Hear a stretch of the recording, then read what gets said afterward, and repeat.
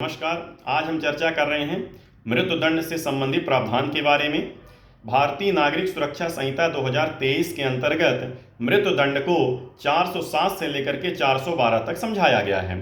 इसके अंतर्गत ये कहा गया है कि मृत्युदंड की जो सज़ा है वो सेशन न्यायालय के द्वारा दी जाएगी, और सेशन न्यायालय जब किसी अभियुक्त को मृत्युदंड देगा उसको देने से पहले हाई कोर्ट की पुष्टि इसमें अनिवार्य की गई है। तो एक एक धाराओं का विश्लेषण करते हैं, जिसमें पहली धारा आती है 407।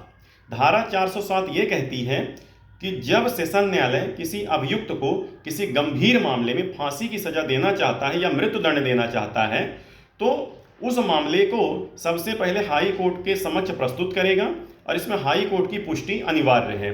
हाई कोर्ट की पुष्टि के बाद ही वह उसे मृत्युदंड दे सकता है या मृत्युदंड का आदेश कर सकता है। यानी कहने का मतलब ये है कि कोई भी सेशन न्यायालय बिना हाई कोर्ट की पुष्टि के किसी को भी मृत्युदंड का आदेश नहीं कर सकता है, और जब तक इसका आदेश नहीं हो जाता तो अभियुक्त को जेल में निरुद्ध किया जाता है, यानी कि जेल में बंद करके रखा जाता है। अब आता है धारा 408। धारा 408 क्या कहता है?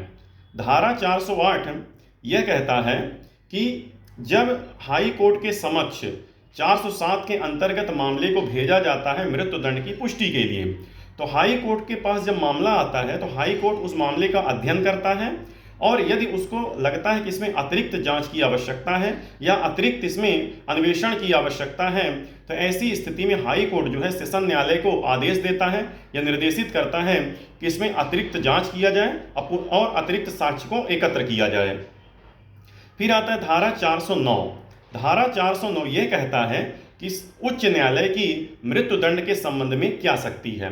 तो पहली चीज़ ये है कि जो धारा 407 के अंतर्गत जो भेजा गया मैटर था उस पर विचार करने के बाद हाई कोर्ट या तो उसे मृत्युदंड की पुष्टि कर सकता है या उसे निर्दोष करार कर सकता है या इसे पुनः विचार नए सिरे से इसका ट्रायल करने की आदेश दे सकता है। फिर कहता है धारा 410। धारा 410 ये कहता है कि जिस बेंच में यह जाएगा हाई कोर्ट के, वहाँ 2 न्यायाधीशों के हस्ताक्षर अनिवार्य हैं।